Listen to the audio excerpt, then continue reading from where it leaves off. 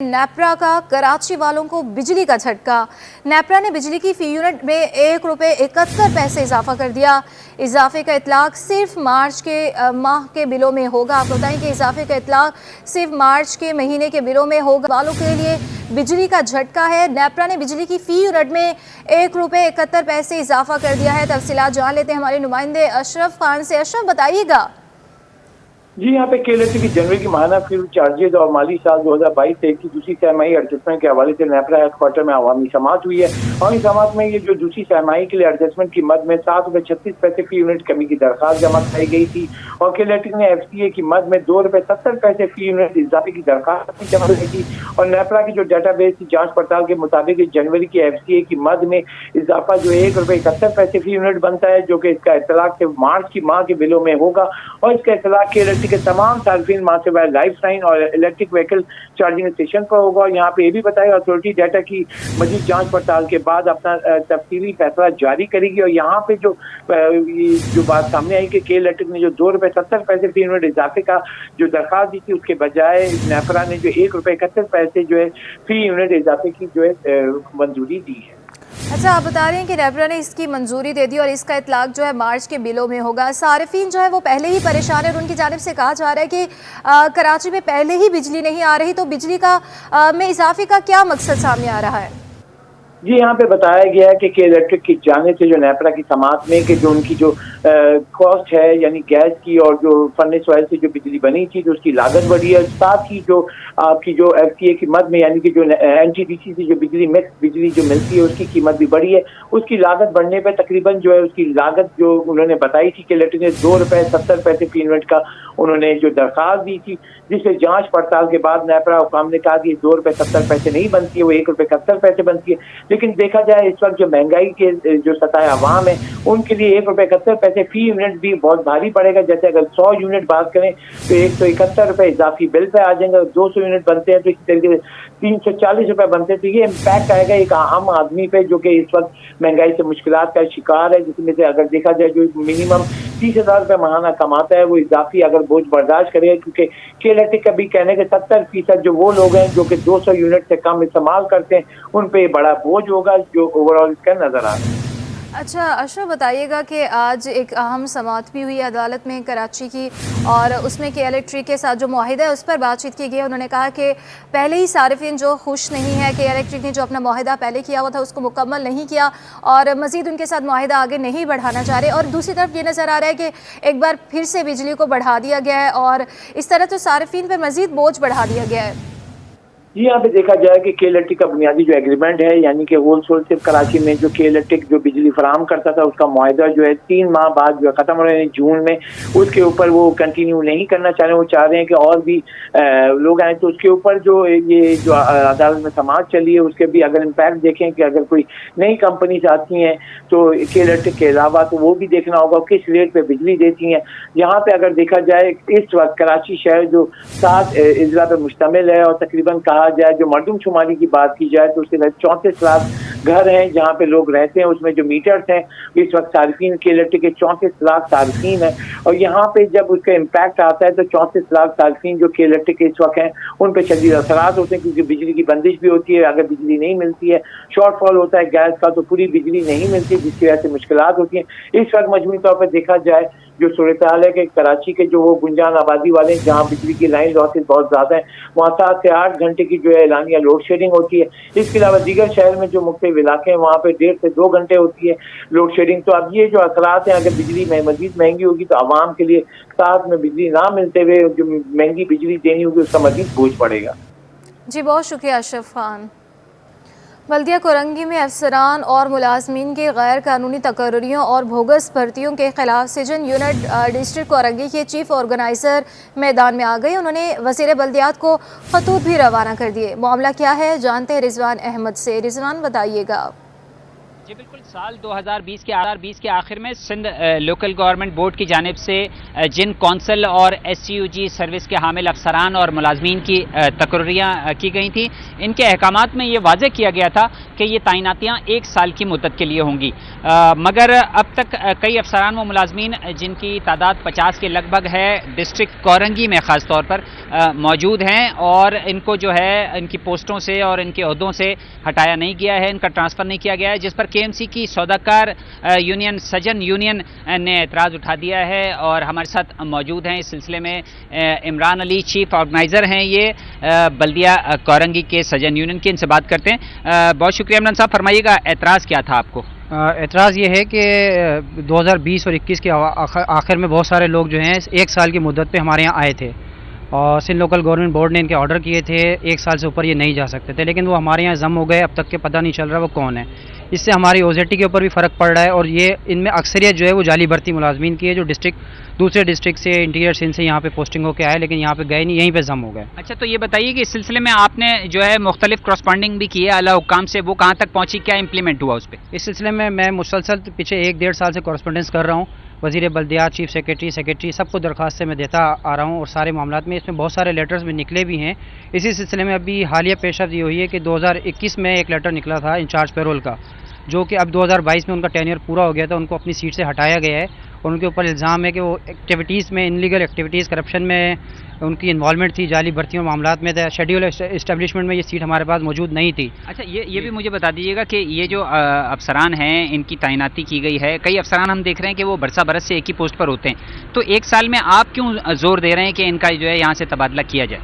1 سال میں زور دینے کا مقصد یہ ہے کہ اب او زی ٹی، ہمارے جو کونسل امپلائیز ہیں، او زی ٹی میں ان کے آ رہا ہے ڈفرینس، ان کے ابھی انہوں نے انکریمنٹس تو لگائے ہیں، لیکن ان کو انکریمنٹس مل نہیں رہے ہیں، جس کی بنیادی وجہ یہ ہے کہ یہ جو دوسری کونسل سے آ گئے ہیں، سابقہ دور میں بھی آئے ہیں، ایڈمنسٹریٹرز کے دور میں، ان کی میجورٹی جو ہے وہ فیک اپائنٹمنٹس ہے، اور ہمارا اعتراض ابھی جو حالیہ دوروں میں جو لگایا گیا ہے وہ فیک اپائنٹمنٹس پہ لگایا ہے، کیونکہ اس میں 90% اعتراض تو آپ کے اوپر بھی اٹھایا جا رہا ہے کہ آپ جو ہے وہاں کے جو انتظامی امور ہیں اس میں مداخلت کرتے ہیں۔ میں کسی بھی قسم کے انتظامی امور میں مداخلت نہیں کرتا ہوں، مجھ پہ جو الزام لگایا گیا اس کی بنیادی وجہ یہی ہے کہ میں نے ابھی ریسنٹلی جو ہے اس میں چیف سیکریٹری اور لوکل گورنمنٹ کے سیکریٹریز اور انکلوڈنگ وزیر بلدیات کو بھی ایک درخواستیں دی ہیں کہ ہمارے یہاں جو جعلی پروموشنز ہوئے ہیں، جعلی فکسیشنز اور جعلی بھرتی ہے، اس پہ ایک انکوائری کمیٹی بنایا جائے اور معاملات کو کیا جائے۔ اس سلسلے میں باقاعدہ ایک لیٹر ان کی جانب سے روانہ بھی ہوا ہے، اور جس کو باقاعدہ ان لوگوں نے پھر اس کو رکوا دیا گیا، اور اس کے اوپر ابھی تاحال کوئی کارروائی نہیں ہوئی۔ اب کیا مطالبہ کر رہے ہیں آپ؟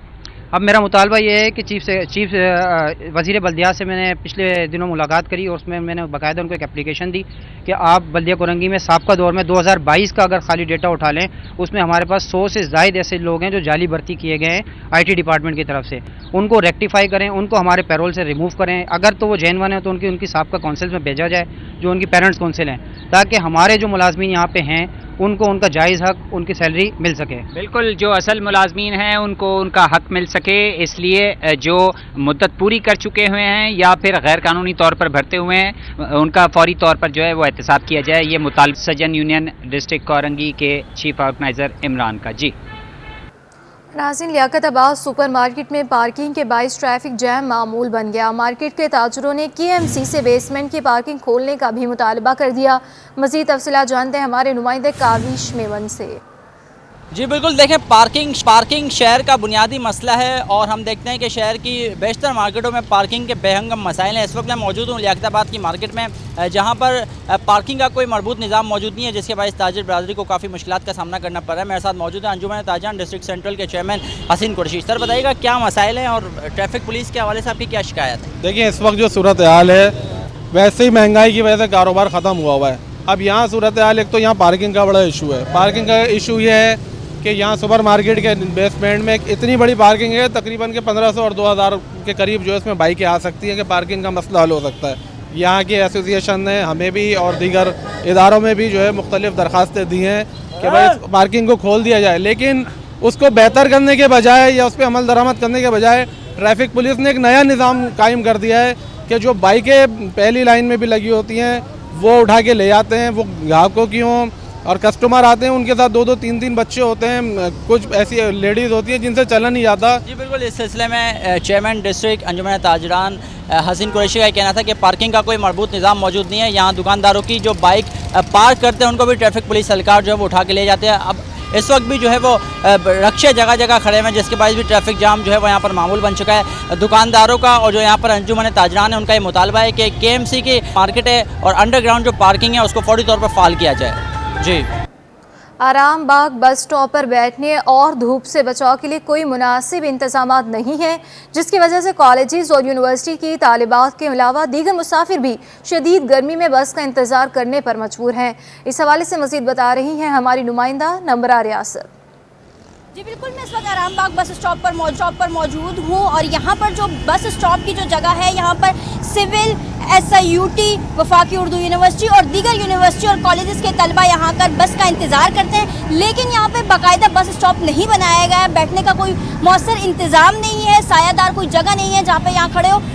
तलबा जो स्कूल और यूनिवर्सिटी कॉलेजेस से यहाँ आकर धूप में खड़े रहते हैं, काफ़ी देर बस का इंतज़ार करते रहते हैं, उनके लिए कोई बस स्टॉप नहीं बनाया गया। हमारे साथ कुछ स्टूडेंट्स मौजूद हैं, इस हवाले से उनसे बात कर लेते हैं। बताइएगा किन मुश्किलात का सामना रहता है आपको यहाँ धूप में खड़े होने के, और क्या मुतालबा करेंगी बस स्टॉप के हवाले से? बेसिकली तो हम पहले तो यूनिवर्सिटीज़ बंद थी तो इतना मसला नहीं होता था, और सर्दियाँ भी थी। अब जैसे गर्मियाँ बढ़ गई हैं, शुरुआत है, सायेदार जगह नहीं है, हम इतनी दूर से पढ़कर आते हैं, स्टॉप पर खड़े होते हैं, स्टॉप का बसेस का इंतज़ार करते हैं, लेकिन बेसिकली यहाँ कोई सायेदार जगह नहीं है बस स्टॉप का इंतज़ार करने या बसेस का इंतज़ार करने के लिए। अगर हम वेट करते भी हैं तो भी धूप में खड़ा होकर हमें वेट करना पड़ता है, और उल्टा यहाँ पर चारों तरफ से बसेस आ जाती हैं और एक रूट नहीं है जो बेसिकली वो सिग्नल्स होते हैं, सिग्नल बंद हों, सिग्नल्स की लाइट्स तो लगी हुई हैं लेकिन लाइट्स का कोई डायरेक्शन नहीं है कि ओपन हो या बंद हो, तो जिससे सिग्नल बंद हो तो रोड क्रॉस किया जाए या सिग्नल खुले तो हम रोड मतलब स्टॉप कर रोक लें।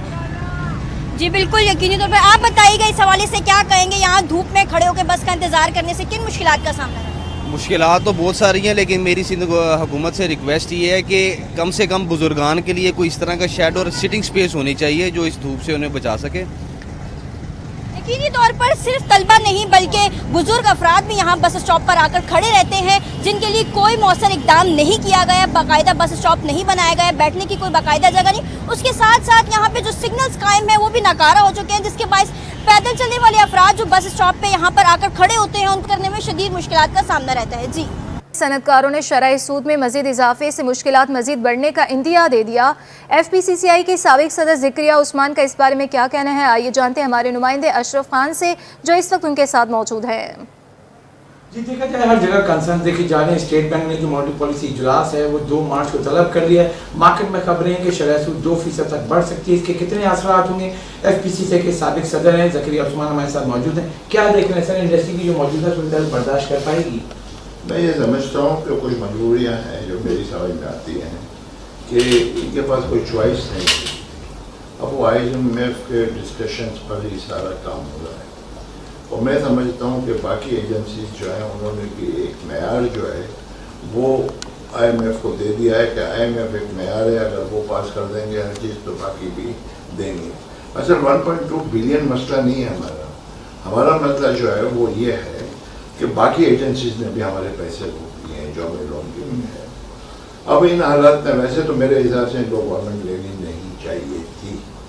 क्यों लिए, क्या लिए, ये हम ताजिरों का मसला तो नहीं है, क्योंकि हम कोई इक़्तिदार के लिए पार्ट तो नहीं है और ना हम कोई मशवरा दे सकते हैं। लेकिन ये एक जो बनाया हुआ है कि रेट ऑफ इंटरेस्ट जो है उसको इन्फ्लेशन से जुड़ा हुआ है, मैं नहीं समझता ऐसी कोई बात हो, क्योंकि रेट ऑफ इंटरेस्ट जो है वो लोकल इंडस्ट्री को और लोकल ट्रेडर को डिस्टर्ब करता है और उससे प्राइसिंग बढ़ते हैं। क्योंकि अगर कॉस्ट ऑफ डूइंग बढ़ेगा रेट ऑफ इंटरेस्ट से और 2% और बढ़ा देंगे 19, तो फिर वो पब्लिक को बैंकर भी बंदे को देख के पैसे देते हैं और उस पर रेट ऑफ इंटरेस्ट के बाद जो प्लस करते हैं वो अगर फॉर एग्जांपल मुझे 1.5% में देते हैं और बाकियों को 4% में देंगे तो वो छोटा ताजिर तो कभी इस मुल्क में उठ ही नहीं पाएगा। और प्राइवेटाइजेशन की पॉलिसी और सिख मिलों का तस्वुर मेरे को याद पड़ता है उसी लिए आया था कि जब रेट ऑफ इंटरेस्ट 18% से बढ़ गया था इस मुल्क में, तो इसके लिए यहाँ ये भी प्रॉब्लम है, वहाँ पर नहीं करते तो IMF प्रॉब्लम है।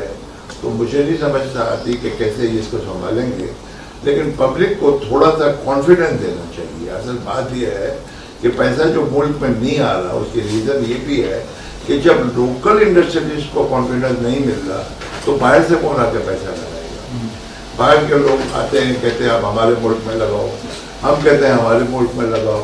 अच्छा, फिर इतना ज़्यादा रिस्ट्रिक्ट कर दिया है डॉलर को कि डॉलर के ऊपर आप कहीं बाहर जेबी भी नहीं कर सकते। तो अब यहाँ इम्पोर्ट सब्स्टिट्यूट का तस्वुर ये लाए नहीं, ताकि इम्पोर्ट रुक जाती, उन आइटम की तो रुक जाती जो पाकिस्तान में इम्पोर्ट हो रहे हैं। ये वन साइड चले हैं ट्रेडिशनल इंडस्ट्री पे, और मैं हमेशा ये कहता हूँ कि नॉन ट्रेडिशनल इंडस्ट्री या इम्पोर्ट सब्स्टिट्यूट जिसे कह रहे हैं, अगर उसको इंसेंटिव दिए जाते तो आज इतना फर्क इम्पोर्ट और एक्सपोर्ट में नहीं होता।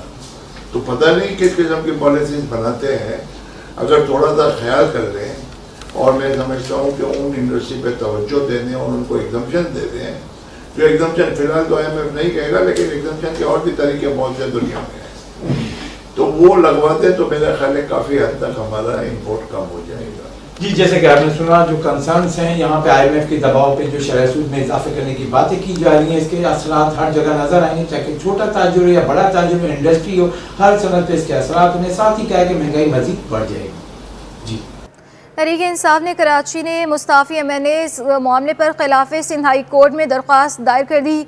अदालत ने कराची में 16 मार्च को होने वाले ज़िमनी इलेक्शन रोकने की दरख्वास्त मुस्तरद करते हुए इलेक्शन कमीशन से जवाब तलब कर लिया। इस हवाले से मज़ीद जानते हैं हमारे नुमाइंदे बिलाल अहमद से। जी, पाकिस्तान तहरीक इंसाफ के मुस्ताफ़ी होने वाले MNAs के इस्तीफ़े मंजूर करने और उनकी नशिस्तों पर ज़िमनी इलेक्शन कराने का ये मामला है। पाकिस्तान तहरीक इंसाफ के मुस्ताफ़ी होने वाले MNAs की जानिब से एक आइनी दरख्वास्त सिंध हाई कोर्ट में दायर की गई थी, जिसकी समाअत आज सिंध हाई कोर्ट के चीफ जस्टिस अहमद अली शेख की सरबराही में 2 रुकनी बेंच ने की। दौरान समाअत पाकिस्तान तहरीक इंसाफ की जो कानूनी टीम थी उनकी जानिब से ये मौक़िफ़ अख्तियार किया गया कि उनके MNAs ने इस्तीफ़े दिए, लेकिन इस्तीफ़े मंजूर होने से कबल ही स्पीकर से रब्ता करके इस्तीफ़े वापस लेने की बात की थी। लिहाजा जो स्पीकर की जानिब से इक़दाम उठाया गया और इस्तीफ़े मंजूर कर लिए गए, ये गैर आइनी और गैर कानूनी अमल है, जिस पर अदालत ने ये पूछा कि एक matter supreme court of Pakistan के अंदर भी ज़ेर समाअत है, तो वहाँ क्या हुआ है। पाकिस्तान तहरीक इंसाफ के वकील ने कहा कि सुप्रीम कोर्ट के अंदर भी एक मैटर ज़ेर समाअत है, लेकिन लाहौर हाई कोर्ट का फ़ैसला बड़ा इम्पॉर्टेंट है। लाहौर हाई कोर्ट ने जो फ़ैसला सादिर किया है उसके रोशनी में जो 16 मार्च को ज़िमनी इलेक्शन होने जा रहे हैं, इन जो MNAs मुस्ताफ़ी जो किए गए हैं, जिनके इस्तीफ़े मंजूर किए गए हैं, उनकी नशिस्तों पर, लिहाजा अदालत से इस्तदा है कि 16 मार्च को जो ज़िमनी इलेक्शन होने जा रहे हैं उस अमल को रोका जाए। ताहम सिंध हाई कोर्ट ने जो पाकिस्तान तहरीक इंसाफ की हुक्म इम्तनाई से मुतल्लिक दरख्वास्त थी 16 मार्च को ज़िमनी इलेक्शन रुकवाने से मुतल्लिक, उसको मुस्तरद कर दिया, लेकिन जो सिंध हाई कोर्ट है उसने इलेक्शन कमीशन ऑफ पाकिस्तान और दीगर फ्रीकैन को नोटिस जारी करते हुए 21 मार्च के लिए उनसे जवाब तलब किया है। दौरान समाअत PTI के वकला की जानिब से ये भी मौक़िफ़ अख्तियार किया गया कि जो इस्तीफ़े मंजूर किए गए हैं उसको इलेक्शन कमीशन ऑफ पाकिस्तान और जो मुल्की आइन और कानून है उसको मद्देनज़र रख कर ही देखा जाए, और पाकिस्तान तहरीक इंसाफ ये समझते हैं कि ये जो इस्तीफ़े मंजूर किए गए हैं ये अमल गैर कानूनी है। जी, आगे बढ़ते हुए आपको बताएं कि सिंध हाई कोर्ट ने केमाड़ी के अली मोहम्मद गोट में पूरी इसरार मौत से मुतालिक पुलिस रिपोर्ट जमा होने के बाद समाअत मुलतवी कर दी। Chief justice Sindh High Court ने जस्टिस अहमद अली शेख की सरबराही में 2 रुकनी बेंच के रूबरू केमाड़ी के अली मोहम्मद गोट में पूरी इसरार अम्बाज से मुतालिक समाअत हुई। महकमे हेल्थ के अफसरान, पुलिस हुकाम और दीगर पेश हुए। चीफ जस्टिस ने इस्तफसार किया कि एडवोकेट जनरल कहाँ हैं। एडिशनल एडवोकेट जनरल शहरियार महर ने बताया कि एडवोकेट जनरल इस्लामाबाद में हैं, हम रिपोर्ट पेश कर रहे हैं। पुलिस ने तफ्तीश में पेशरफ से अदालत को आगाह किया। पुलिस हुकाम ने बताया कि कब्र कुशाई के बाद एक मैयत का पोस्टमार्टम कर दिया गया है। फैक्ट्री को डीसील करने के बाद सैंपल के लिए ले गए हैं। पोस्टमार्टम और सीपा से रिपोर्ट्स का इंतजार है।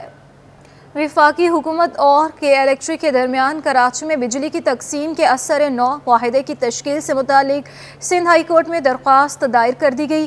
दायर दरख्वास्त में शहरी हलीम खान गौरी और दीगर ने मौक़िफ़ अपनाया कि के इलेक्ट्रिक से मज़ीद 7 साला सरमायाकारी मनसूबे से मुतालिक नेपरा ने 1 मार्च को समाअत मुकर्रर की है। नेपरा की समाअत के दौरान के इलेक्ट्रिक के ट्रेड अलाइंस की तोसी और बिजली की तकसीम से मुतालिक असर 9 मुआहिदा होगा। सिंध हाई कोर्ट ने लापता शहरी की बाजियाबी से मुतालिक दरख्वास्त पुलिस रिपोर्ट के बाद मुस्तरद कर दी। जस्टिस नेमतुल्लाह की सरबराही में 2 रुकनी बेंच के रूबरू लापता शहरी वसीम की बाजियाबी से मुतालिक दरख्वास्त की समाअत हुई। सरकारी वकील ने मौक़िफ़ दिया कि मोहम्मद वसीम की गिरफ्तारी सुरजानी टाउन में पाई गई है। मोहम्मद वसीम पर मुनशियात रखने का केस है।